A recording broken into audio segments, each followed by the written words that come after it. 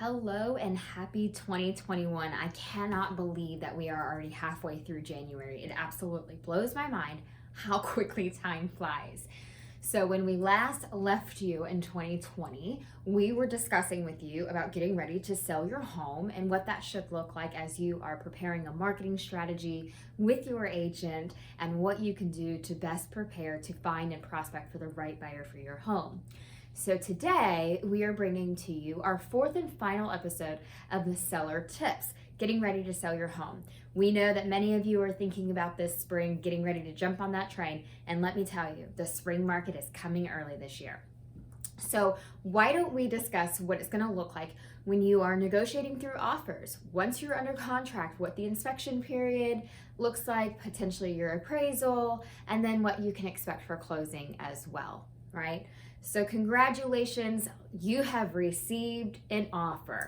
It is so important to remember that receiving an offer is your ideal sign that a buyer has interest. Even if the initial offer doesn't have all of the terms that you were really hoping for, it's okay. Let's count this as the start of a conversation. Once we have identified the components of the offer that maybe don't meet your goals, maybe it's how much you were looking to net from the sale, maybe it's the timeline, maybe it's actually the amount of effort on your part, right? If they're expecting for certain things to be taken care of before the offer is even accepted or as a part of the offer being accepted. Once we have identified those components, then we can go back and create a counter offer back to your buyers. Totally normal. It's okay. It's okay. It's so important just to remember that this is a two-way conversation. The more that we can keep the conversation going and we're still finding wins in there for you, then we are on the right track, okay? I always like to think of that two-way conversation just being a way that as long as both sides are still talking and nobody's walking away, then we are likely to be able to come up with a meeting of the minds and make it a win-win for both of you, okay? So let's go ahead and assume that all the terms have been agreed upon. You are officially under contract, right? Now we are going to enter into their inspection period. Now, this is state specific. So I know that we are here in the Carolinas, North Carolina and South Carolina, they can deal with their inspection periods a little bit differently. So let's talk just in broad terms, okay? In both states here, your buyer has the right to conduct an inspection. They get to decide, hey, is there anything unseen about this property that we really did not anticipate and that is going to keep us from wanting to move forward? Okay, so keep in mind that when the inspection is scheduled, we're likely going to see that be about a 2-hour to potentially a 5-hour inspection, depending on the company, depending on the size of the home, and depending on the number of things that the buyer may be having inspected. They may be getting an additional inspection for irrigation lines, maybe for radon, maybe for termite, so there are several different things that they could be getting done. And yes, as a seller, we do suggest and actually highly recommend that the seller is not home during this inspection period.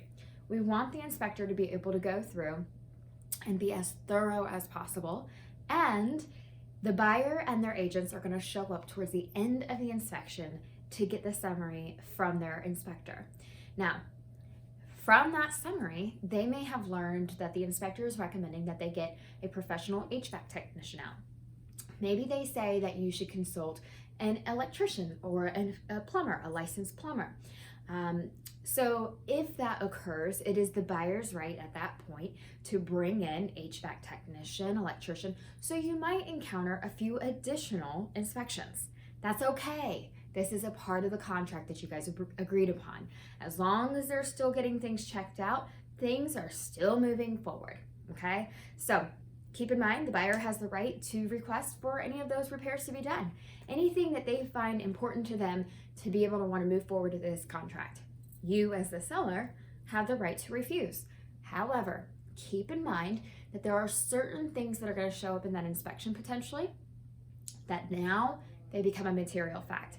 So if you do not agree to repair them, there are certain things that us as agents, we are legally required to detail and convey out and disclose to any and all future potential buyers.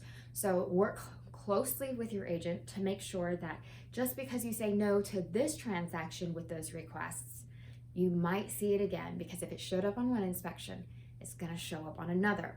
So let's keep things moving in the right direction. We can work with you to determine, is it best to give them a credit at closing, so that way you're not having to handle the repairs, the scheduling of it, the cost of, the full thing in case something else might pop up while they're in there taking care of this one repair.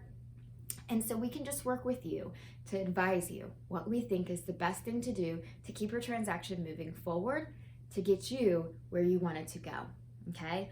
So it's always good in the very beginning when you're pricing your home to kind of give yourself a little bit of wiggle room in terms of what you're gonna net, just in case you did need to do some of those repairs, okay?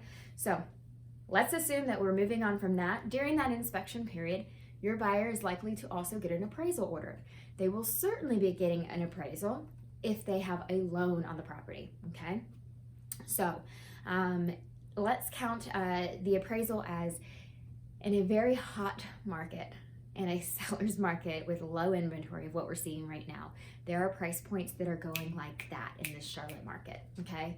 So if your home is priced correctly, there is a very good chance that you're gonna be in a multiple offer situation. And if that occurs, here's what you need to know.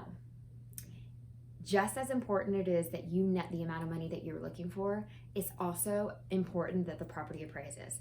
So if you have multiple offers and one of these offers is far above your asking price, really consult with your agent to find out if you think that is going to appraise, because a buyer can pay whatever they want, but if it doesn't appraise, their lender is not going to loan that full amount that they would have loaned.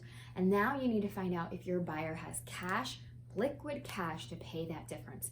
You can work it out in your offer so that your buyer can say, you know what, if it doesn't appraise, we're willing to pay X amount of dollars over the appraisal value, or we're willing to pay the full difference between the appraisal amount and the amount that we offered to you. Don't let it be a tactic for the buyers to use to just win that offer and then expect for you to drop that appraisal, okay? With FHA and VA loans, during the appraisal, the appraiser is actually going to do kind of their own inspection as well, looking for safe and sound determining factors on condition. They may actually provide some conditions on that appraisal, such as wood rot. FHA loans really like to look at wood rot, peeling paint, carpenter bee holes, things like this, that the appraiser is going to say, these things have to be repaired for us to loan on that property, okay? On top of that, if it didn't appraise, now that appraisal sticks with an FHA loan for the next few months, okay? I think it's 4 months actually. And so you can put it back on the market, but just know that you would be moving out your FHA loan borrowers, because unless you're willing to drop that price. And if you were willing to drop the price, then you should do it with your initial transaction. So just keep in mind that there are some things there to discuss with your agent.